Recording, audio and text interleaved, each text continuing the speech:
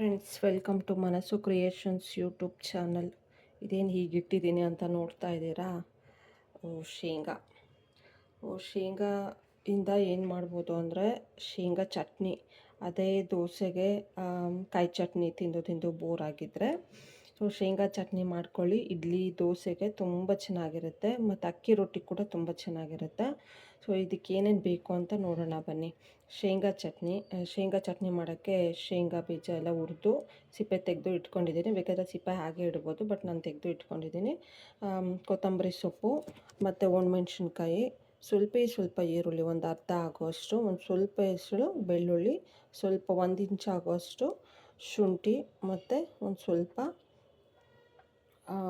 ಹುಣಸೆಹಣ್ಣು, ಮತ್ತು ರುಚಿಗೆ ತಕ್ಕಷ್ಟು ಉಪ್ಪು.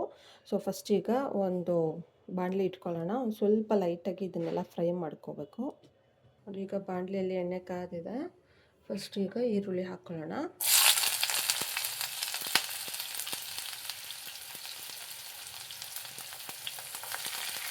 ಇದರಲ್ಲಿ ಬೆಳ್ಳುಳ್ಳಿ 2 ಹಾಕ್ಕೊಳ್ಳಿ ಒಟ್ಟಿಗೆ.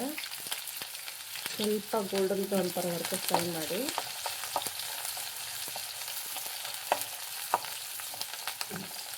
ತುಂಬ ರುಚಿಯಾಗಿರುತ್ತೆ, ಬೇಗನೂ ಆಗುತ್ತೆ ಫ್ರೆಂಡ್ಸ್. ದೋಸೆಗೆ ತುಂಬ ಒಳ್ಳೆ ಕಾಂಬಿನೇಷನು. ಮತ್ತು ಒಣಮೆಣ್ಸಿನ್ಕಾಯಿ,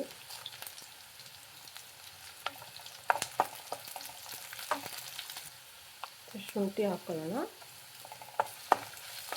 ಸಾಕು, ಇಷ್ಟು ಫ್ರೈ ಆದರೆ ಸಾಕು, ಜಾಸ್ತಿ ಅಂತ ಫ್ರೈ ಮಾಡೋಕ್ಕೆ ಹೋಗ್ಬೇಡಿ.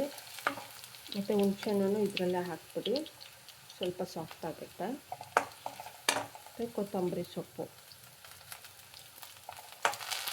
ಇದೆಲ್ಲ ಸ್ವಲ್ಪ ಆರಿದ್ಮೇಲೆ ಮಿಕ್ಸಿ ಜಾರ್ಗೆ ಹಾಕ್ಕೊಳ್ಳೋಣ. ನೋಡಿ, ಈಗ ಏನು ಹುರಿದಿಟ್ಟಿದ್ವಲ್ಲ ಅದೆಲ್ಲ ಆರಿದೆ, ಮಿಕ್ಸಿ ಜಾರ್ಗೆ ಹಾಕ್ಕೊಳ್ಳೋಣ.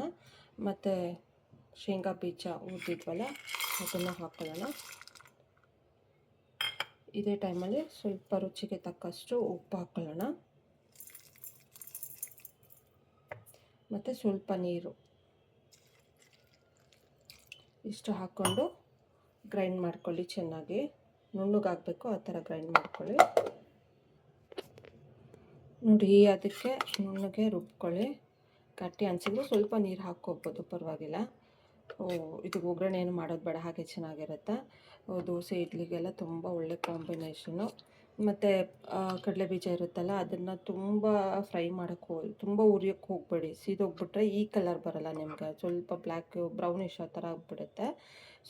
ಈ ಕಲರೇ ಬರಬೇಕು ಅಂತಂದರೆ ಮೀಡಿಯಮ್ಮಲ್ಲಿ ಕಡಲೆ ಬೀಜನ ಹುರ್ಕೊಳ್ಳಿ. ಮಾಡ್ಕೊಳ್ಳಿ, ತಿನ್ಕೊಳ್ಳಿ, ತುಂಬ ಟೇಸ್ಟಿಯಾಗಿರುತ್ತೆ, ಬೇಗನೂ ಆಗುತ್ತೆ. ಇಷ್ಟ ಆದರೆ ಲೈಕ್ ಮಾಡಿ, ಶೇರ್ ಮಾಡಿ, ಸಬ್ಸ್ಕ್ರೈಬ್ ಮಾಡ್ಕೊಳ್ಳಿ.